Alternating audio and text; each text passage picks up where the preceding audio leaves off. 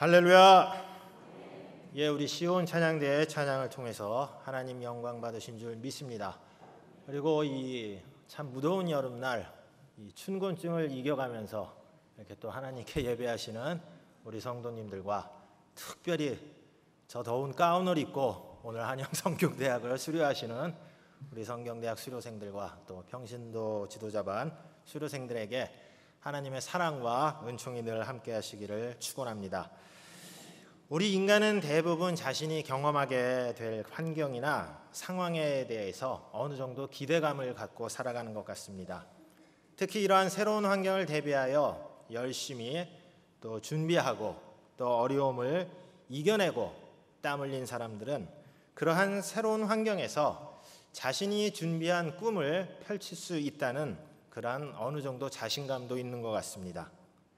하지만 한편으로는 또한 불안감과 또 두려움도 있는 것도 사실입니다. 아무래도 이 낯선 환경에 이 새롭게 적응한다는 것이 그리 쉬운 일은 아니기 때문입니다.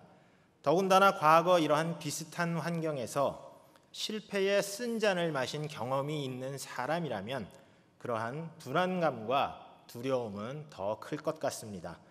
오늘 우리가 읽은 본문 말씀은 바로 이러한 사람들에 대한 이야기를 우리에게 소개하고 있습니다. 이들은 40년이라는 세월 동안 여러 가지 우여곡절을 겪었지만 하나님의 약속에 대한 그 기대와 소망을 갖고 인고의 시간을 잘 견뎌온 그러한 사람들입니다. 이만하면 새로운 환경에서 잘 적응할 수 있을 것이라는 그러한 자신감도 어느 정도 있었던 것 같습니다. 하지만 자신이 들어가서 살아야 할 그 새로운 땅에 대한 어떤 정확한 정보나 또 지식이 없었기 때문에 마음 한편으로는 왠지 모르는 불안감과 또한 두려움 또한 갖고 있었을 것입니다. 이러한 이스라엘 백성들을 향하여 모세는 가나안 땅이라는 새로운 환경을 허락하신 하나님의 뜻에 대해서 설명하고 있습니다. 그렇다면 모세를 통하여 선포된 하나님의 뜻이 무엇일까요? 그것은 한마디로 말씀드리면은 너희가 가나안 땅으로 들어갈 수 있는 것은 오로지 내 은혜다. 그러니 너희는 이 사실을 잊지 말고 기억하라 하는 그러한 것입니다. 오늘 우리가 읽은 1절 중반절 말씀을 보면은요, 네가 오늘 요단을 건너 너보다 강대한 나라들로 들어가서 그것을 차지하게 될 것이다 하고 말씀하고 있습니다. 40년이라는 긴 세월 동안 오로지 가나안 땅으로 들어가겠다는 그러한 일념으로 살아온 이스라엘 사람들이 그 오랜 수건이 마침내 이루어지는 그러한 순간입니다. 이스라엘 사람들의 마음이 어떠했을까요? 아마 그 기쁨과 감격은 말로 표현할 수 없었을 것입니다. 지난 세월 동안 정말 산전수전 공중전 다 겪으면서 고생한 그러한 기억들이 주마등처럼 아마 스쳐 지나갔을 것입니다.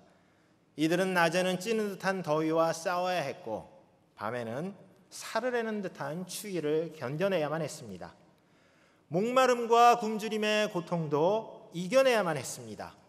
강력한 군사력을 갖춘 이민족의 침략 때문에 항상 불안한 삶을 살아야만 했습니다. 그때마다 이들은 왜 우리를 애굽 땅에서 끌고 나와 이곳에서 죽게 하는가? 이렇게 모세와 아론은 물론 하나님까지 원망했습니다. 결국 이들은 하나님에 대한 이러한 불신과 불순종 때문에 보름이면 갈 길을 40년이나 걸려 돌아가야 했습니다. 그야말로 혹독한 대가를 치른 것이죠. 때로는 시리에 빠지고 또 좌절과 절망을 경험하면서 이들은 기나긴 40년의 세월을 버텼습니다. 아마도 마음 같아서는 저 눈앞에 보이는 가나안 땅에 빨리 뛰어가서 하나님께서 약속하신 땅이 정말 얼마나 아름답고 얼마나 멋진 곳인지 눈으로 확인하고 싶었을 것입니다. 이제야 우리가 고생한 대가를 받는구나.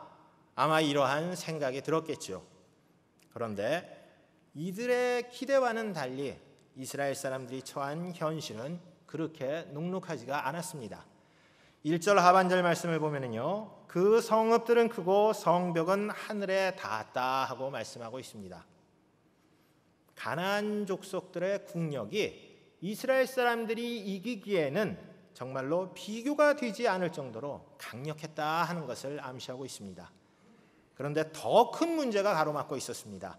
2절 상반절 말씀을 보면은요, 그 백성은 네가 아는 바 장대한 아낙 자손이다 하고 말씀하고 있습니다. 아낙 자손이 누구인가요? 혹시 민수기를 주의 깊게 읽으신 분은 기억하실지 모르겠는데요, 40년 전 가데스 바네아에서 갈렙과 여호수아를 비롯한 12명의 정탐꾼들이 보았던 가나안 땅의 주민들, 바로 그 사람들이 아낙 자손입니다. 기골이 장대하고 하도 용맹스러워서 이스라엘 사람들은 그들과 싸울 엄두도 내지 못하고 스스로 메뚜기 같다고 자조하며 하나님을 원망하다가 결국은 40년의 광야 생활을 하게 만들었던 그 장본인이 바로 아낙 자손들입니다. 지난 40년 동안 정말 이스라엘 사람들은 할 수만 있다면 그 아낙 자손들에 대한 기억들을 지워버리고 싶었을 것입니다. 그만큼 이 아낙 자손은 이스라엘 자손들에게 엄청난 트라우마를 안겨주었던 그러한 사람들입니다. 그 아낙 자손들이 40년이 지난 지금 바로 젖과 꿀이 흐르는 저 땅이 보이는 그곳에 살고 있었던 것입니다. 2절 하반절 말씀을 보면은요, 누가 아낙 자손을 능히 당하리요? 정말 그 이름만 들어도 사지가 떨리고 오금이 저려오는 그 두려움과 공포의 대상이었던 아낙 자손과 이제 일전을 벌여야 한다고 생각할 때 이스라엘 사람들의 마음이 과연 어떠했을까요? 정말 참담했겠죠. 저들을 어떻게 이긴단 말인가? 이것이 바로 이스라엘 사람들이 처한 현실이었습니다. 하지만 모세가 이스라엘 사람들의 이 영적 트라우마를 건드리면서까지 이스라엘이 처한 상황을 설명한 데는 사실 다른 이유가 있었습니다. 그것은 너희들이 저 아낙 자손을 이기지 못하기 때문에 가나안 땅을 차지할 수 없다는 그러한 뜻이 아닙니다. 차지는 하되 너희들 힘으로는 불가능하다는 것입니다. 그렇다면 어떻게 아낙 자손을 이긴다는 것일까요? 3절 말씀을 보면은요, 네 하나님 여호와께서 맹렬한 불과 같이 네 앞에 나아가신즉 여호와께서 그들을 멸하실 것이다. 이렇게 말씀하고 있습니다. 하나님께서 이스라엘 앞에서 나아가 싸우실 때 이스라엘 사람들이 가나안 땅을 차지할 수 있다는 것입니다. 그러니까 너희는 저 아낙 자손들을 두려워하지 말고 겁먹지 말고 하나님을 의지하고 앞서 나가 싸우라는 것입니다. 모세의 말을 들으면서 이스라엘 사람들은 지난 40년 동안 있었던 일들을 아마 떠올렸을 것입니다. 그래, 뭐 두려울 것이 있겠어. 지금까지 하나님께서 우리를 지켜주시지 않았잖아. 이번에도 도와주실 거야. 하나님의 능력을 체험했던 이스라엘 사람들에게는 모세의 이 말이 큰 위로와 격려가 되었을 것입니다. 그런데 모세는 다시 한번 이스라엘 사람들에게 경종을 울립니다. 4절 중반절 말씀을 보면은요, 네 공의로움으로 말미암아 여호와께서 너를 이 땅으로 인도하여 들여서 그것을 차지하게 하셨다 하고 생각하지 말라, 이렇게 분명히 말씀하고 있습니다. 하나님께서 이스라엘 백성들에게 가나안 땅을 허락하신 이유가 무엇일까요? 모세는 다시 말합니다. 그것은 가나안 주민들이 악해서, 그리고 하나님께서 너희 조상들과 약속을 지키기 위해서 너희들에게 가나안 땅을 허락하셨다 하고 말씀합니다. 다시 말씀드려서 네가 잘나서 네가 40년 동안 내 말에 순종하고 훈련을 잘 받아서 그런 것이 아니고요, 이 모든 것이 다 하나님의 은혜라는 것입니다. 사랑하는 우리 성도 여러분, 우리 그리스도인들은요, 하나님의 은혜에 대해서 세심한 것에 이르기까지 좀 민감할 필요가 있습니다. 왜냐하면요, 우리의 삶이란 하나님의 은혜 없이는 삶 자체가 사실 불가능하기 때문입니다. 아무리 사소하고 보잘것없이 보이는 것들도 우리의 삶 구석구석마다 하나님의 손길이 미치지 않는 곳이 없습니다. 우리가 아침에 눈을 뜨고 일어나 하루의 일과를 시작하고 또 모든 일을 마치고 잠자리에 들 때까지, 아니 잠자리에 들어서 그 다음날 아침에 눈을 뜰 때까지 우리는 하나님의 은혜 가운데 살아가며 하나님의 인도하심과 섭리에 따라 살고 있습니다. 그런데 사람이란 이 존재가요, 매일같이 이렇게 하나님의 은혜를 경험하다 보면은 오히려 그 은혜에 무감각해지는 경향이 있는 것 같습니다. 항상 경험하다 보니까요, 그건 뭐 은혜라는 것이 특별한 것이 있는 것도 아니고 오히려 그건 뭐 너무나도 당연한 것 아닌가, 이러한 생각을 하게 되는 것입니다. 그러다 보면은 은혜를 은혜로 생각하는 것이 아니면은 내가 지금까지 잘해왔고 내 수고와 내 땀과 내 노력에 대한 결실이다, 그것으로 받는 어떤 보상이다, 대가로 생각하게 된다는 것입니다. 이때부터 우리 마음속에는요, 자만과 교만이 자라기 시작합니다. 하지만 이러한 자만과 교만이 우리 마음속에 자리 잡는 그 순간부터 하나님과 우리의 관계는 이제 삐걱거리게 됩니다. 무슨 일을 할 때마다 하나님이 없어도 내 힘으로 가능할 수 있다고 생각하기 때문에 이제는 하나님이 주인공이 아니라 내가 주인공이 되어야 합니다. 설령 하나님께서 내 삶에 개입을 하시더라도 내 의로움이나 내 노력과 수고에 대하여 하나님이 그것을 인정하고 거기다 조금 힘을 보태준 것이다, 이렇게 생각하게 된다는 것입니다. 그러나 모세는 분명하게 말씀합니다. 이스라엘 백성들이 가나안 땅을 얻을 수 있는 것은 너희들이 의롭거나 정직함이 때문이 아니라고 분명하게 말씀합니다. 가나안 사람들의 악에 대한 하나님의 심판이요, 이스라엘 조상들과 약속하신 언약을 지키기 위해서라고 분명하게 말씀합니다. 모든 것이 하나님의 은혜이니 자만하거나 교만하지 말고 하나님 앞에서 겸손하라는 것입니다. 그렇다면 오늘 말씀을 통하여 우리가 얻을 수 있는 교훈을 무엇일까요? 한 두 가지 정도로 생각해 보고자 합니다. 우선 우리는 이 세상을 살아가면서 누구나 상처나 아픔의 기억들이 있습니다. 하지만 이것을 치유하는 유일한 길은 오로지 하나님의 은혜뿐이라는 사실입니다. 심리학 용어 중에 보면은요, 트라우마라는 말이 있습니다. 외상후 스트레스 장애 또는 증후군이라고 불리는 이 트라우마라는 말은요, 과거의 어떤 그런 사고나 또 어떤 그런 것으로 인해서 그 외상이나 정신적인 어떤 그런 충격 때문에 사고와 당시 그 비슷한 상황에 접했을 때 정서적 또는 심리적으로 불안해지는 어떤 그러한 증상을 나타나는 것을 의미합니다. 따라서 이 트라우마를 겪는 사람들은요, 정상적인 생활을 하기가 참 어렵습니다. 우리가 신앙생활을 하는데도요, 영적 트라우마라는 것이 있습니다. 과거의 어떤 상처나 아픈 기억 때문에 그것 때문에 결국 하나님을 불신하게 되고요, 결국 하나님과 올바른 관계를 맺지 못하는 것을 말합니다. 그런 점에서 오늘 이스라엘 사람들이 만난 아낙 자손은 이스라엘 사람들에게는 바로 영적 트라우마와 같은 그러한 존재였습니다. 이스라엘 백성들에게 40년 전 아낙 자손과의 대면은 하나님에 대한 불신을 낳게 하였습니다. 그들은 그 결과 그들의 눈앞에 보이는 가나안 땅으로 들어가지 못하고 혹독한 광야 생활을 해야만 했습니다. 그런데 가나안 입성을 앞두고 40년 전 만났던 그 아낙 자손을 다시 만나게 되었습니다.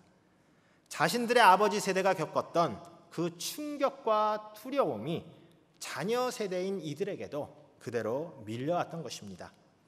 이때 모세는 광야에서 겪었던 일들을 회상함으로써 이스라엘 사람들이 어려움에 처했을 때마다 보여주셨던 하나님의 은혜를 기억하라고 이야기합니다. 광야에서 어떤 일들이 있었던가요? 이들은 불순종 때문에 엄청난 고통과 시련과 어려움을 겪었지만 그러한 상황에 처할 때마다 하나님의 은혜를 체험했습니다.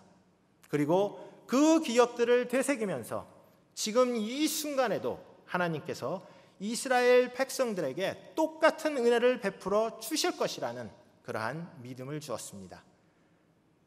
한번 돌이켜볼까요? 출애굽 당시 바로의 군사들에게 쫓겨 민족이 몰살당한 위기에 처했을 때 어떤 일이 있었습니까? 하나님께서 홍해를 가르시고 바로의 군사들을 수장시키셨습니다. 도저히 이길 수 없는 아말렉과의 전투에서 이길 수 있던 원동력이 무엇이었습니까? 바로 하나님의 은혜였습니다. 이스라엘보다 훨씬 강한 헤스본 왕 시온과 바산 왕 옥을 물리친 일 또한 하나님의 은혜였습니다. 어디로 갈지 몰라 방황할 때 낮에는 구름 기둥과 밤에는 불 기둥으로 인도하여 주신 것도 하나님의 은혜였습니다. 굶주림의 고통을 느낄 때 만나와 메추라기를 주시고, 또 갈증의 고통을 느낄 때 마라의 쓴물을 단물로 바꾸어 주신 것도 하나님의 은혜였습니다. 이들은 이러한 일들을 기억하면서 위로받고 힘을 얻을 수 있었습니다. 사랑하는 성도 여러분, 특별히 오늘 우리 한영성경대학과 평신도 지도자반을 수료하시는 성도 여러분, 오랫동안 신앙생활을 하고 열심히 교회를 하는 그리스도인이라고 할지라도 우리는 자신만이 갖고 있는 상처와 아픔 같은 것들이 있습니다. 이러한 상처와 아픔이 오랫동안 우리 가슴 속에 남아있게 되면은 이것이 영적 트라우마가 되고 우리의 영혼은 병들고 하나님과 올바른 관계를 맺을 수가 없습니다. 겉으로는 참 열심히 신앙생활하고 신실하게 보이더라도 마음으로는 온전히 하나님을 신뢰하지 못하기 때문에 마음은 언제나 공허하고 또 우리의 영혼 또한 영적 갈증으로 메말라갈 수밖에 없습니다. 그렇다면 우리는 이러한 상황을 어떻게 극복할 수 있겠습니까? 그것은 우리의 삶 자체가 언제나 하나님의 은혜 가운데 있음을 우리 스스로가 체험해야 합니다. 우리를 향한 하나님의 그 사랑의 깊이와 그 은혜의 넓이가 얼마나 대단한지, 그리고 우리의 삶 속에서 그러한 것들을 경험할 때 우리는 우리의 삶을 지배하고 하나님과의 관계를 흐트러치게 하는 그러한 영적 트라우마를 극복할 수 있게 됩니다. 이것이 바로 치유요 회복입니다. 우리 성도 여러분 모두가 오로지 하나님의 은혜만이 우리의 삶을 변화시켜주고 문제 해결의 근원이 된다는 그러한 믿음을 가지고 삶 가운데서 경험하는 상처나 아픔 같은 것들을 잘 이겨내시고 신실하고 참된 하나님의 백성으로 살아가시기를 우리 주님의 이름으로 축원합니다. 또 하나 우리가 기억해야 할 것은 하나님의 은혜는 우리의 수고나 노력에 대한 보상이 아니라 전적으로 하나님의 주권에 속한다는 사실을 우리는 기억해야 합니다. 따라서 우리는 자만과 교만한 마음을 버리고 겸손히 하나님의 은혜만을 사모해야 합니다. 모세가 이스라엘 백성들에게 가나안 땅을 차지할 수 있는 것은 네 의로움이나 정직함 때문이 아니라고 한 이 4절 말씀은 우리에게 많은 것을 생각하게 해줍니다. 우리는 이스라엘 백성들이 광야 생활을 하면서 많은 어려움과 시련들을 이겨낸 것을 잘 알고 있습니다. 이 모든 것이 하나님의 은혜였다는 것 잘 알고 있습니다. 그런데 대부분의 사람들이 어렵고 힘든 일이 생기면 자신을 낮추고 하나님께 엎드리다가도 조금 상황이 풀리고 형편이 좋아지면은 자신의 처지나 분수를 망각하고 우쭐한 마음이 생기는 경향이 있습니다. 자신을 특별한 존재라고 생각하게 된다는 것입니다. 이때 우리 마음속에 찾아오는 불청객이 바로 자만입니다. 이 자만이 조금 자라면은요 교만이 되고요, 이 교만이 우리의 행동을 좌지우지하게 되면은 거만이 되고, 이 거만에 우리의 아집이 더해지면 그야말로 오만 방자가 되는 것입니다. 그리스 신화에 보면은요 다이달루스와 그의 아들 이카루스에 대한 이야기가 있습니다. 이 다이달루스는요 그 당시 그리스에서 가장 유명한 장인이었는데 크레타 왕 미노스 왕의 부탁으로 그 괴물 미노타우루스를 가두기 위하여 라빈트루스라는 미궁을 만든 사람입니다. 그런데 그 미궁의 정체가 탄로 날까 봐 두려워했던 그 미노스 왕에 의해서 오히려 아들 이카루스와 함께 미궁에 갇히는 운명이 됩니다. 이 다이달루스는 그 미궁을 탈출하기 위하여 기발한 방법을 고안해내는데요, 새들의 날개를 갖다가 이 꿀벌의 밀랍으로 붙여갖고 이 날개를 만드는데 그 날개를 통하여 미궁을 빠져나갈 계획을 세우게 됩니다. 이 날개를 만든 다이달루스는 아들 이카루스에게 이렇게 얘기합니다. 이 날개는 꿀벌의 밀랍으로 만들었기 때문에 너무 높이 날아오르면 태양열 때문에 밀랍이 녹는다. 그리고 또 너무 낮게 날게 되면은 바다의 수분 때문에 날개가 무거워져서 날지 못하니까 적당한 높이로 날아야 된다 하고 주지를 시킵니다. 아들은 그렇게 하겠다고 약속을 하고 미궁을 빠져나와 날기를 시작하는데 날다 보니까 갑자기 우쭐해지게 됩니다. 야, 나도 날 수 있어. 나도 신과 같이 될 수 있어. 아버지의 경고를 잊고 신들이 사는 올림푸스로 가기 위하여 높이 날아오릅니다. 결국 높이 날아오르니까 어떤 일이 일어났나요? 태양빛에 밀랍이 녹기 시작했습니다. 그때서야 이 이카루스는 내가 날 수 있는 것은 내 능력이 아니라 바로 이 날개 때문이었는데 하는 것을 깨닫게 됩니다. 결국 자신의 능력을 망각하고 자만과 오만에 빠졌던 이카루스는 땅으로 추락하고 맙니다. 모세가 이스라엘 백성에게 지적한 것도 이와 다르지가 않습니다. 인간적인 기준으로 본다면 이스라엘은 아낙 자손을 이길 수가 없었습니다. 그럼에도 불구하고 이들이 아낙 자손을 이겼을 때 어떠한 마음이 들었겠습니까? 아마도 이들은 우리 이스라엘 민족의 역량이 참 대단해서 아낙 자손을 물리쳤다 하고 생각할 수도 있었을 것입니다. 아니면 또는 광야 40년 동안 정말 하나님의 말씀에 순종하고 의로운 삶을 살았기 때문에 하나님께서 이제야 우리에게 보상을 해주는구나 이렇게 생각할 수도 있었을 것입니다. 실제로 이들은 자신들의 부모 세대와는 다르다고 생각할 수도 있습니다. 부모 세대는 하나님의 명령에 불순종해서 약속의 땅에 들어갈 수 없었지만 자신들은 부모의 죄 때문에 경험한 그 혹독한 광야 훈련을 너무나도 잘 견뎌낸 우등생이요 또 모범생이기 때문에 그 많은 자격을 갖추고 있다 하고 자부했는지도 모릅니다. 하지만 하나님의 은혜는 우리의 수고나 노력이나 헌신이나 충성의 정도에 따라 받는 상급이 아닙니다. 그것은 전적으로 하나님의 주권에 속하는 것입니다. 우리는 하나님 앞에서 아무것도 자랑할 것이 없고 내세울 것도 없습니다. 오로지 하나님의 그 자비하심과 긍휼 때문에 우리는 구원을 받았고 영원한 생명을 얻게 된 것입니다. 우리 사랑하는 성도 여러분, 오늘 특별히 한양 성경대학과 평신도 지도자반을 수료하시는 우리 수료생 여러분, 우리 그리스도인들은요 모두가 가나안 땅이라는 천국을 향하여 나아가는 광야 학교 학생들입니다. 세상의 학교에서는요 공부 잘하고 똑똑한 학생들이 선생님의 칭찬도 받고 대우도 받지요. 또 졸업해서도 더 잘 사는 경우가 참 많습니다.